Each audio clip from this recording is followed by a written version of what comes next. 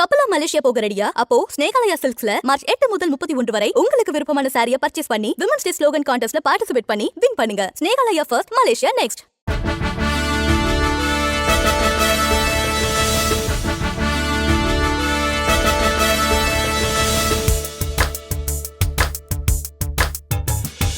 தென் சென்னை தொகுதி பாஜக வேட்பாளர் தமிழிசையை ஆதரித்து சென்னை மயிலாப்பூரில் தமாக தலைவர் ஜி.கே. வாசன் பரப்புரையில் ஈடுபட்டார்.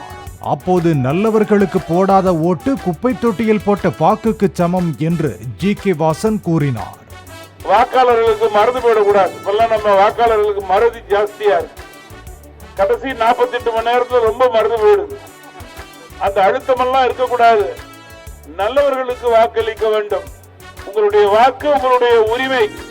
வாக்கு வீணாமல் போகக்கூடாது.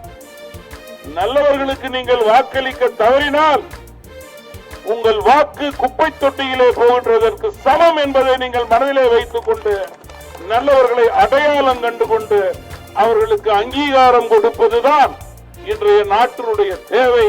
பின்னர் பேசிய தமிழிசை மக்களோடு மக்களாக இருக்க வேண்டும் என முடிவு செய்துதான் தாம் ஆளுநர் பதவியை ராஜினாமா செய்ததாக தெரிவித்தார். ஸ்னேகாலயா சில்க்ஸின் விமன்ஸ் டே ஸ்லோகன் கான்டெஸ்டில் பார்ட்டிசிபேட் பண்ணி மலேசியா செல்லும் வாய்ப்பை பெறுங்க.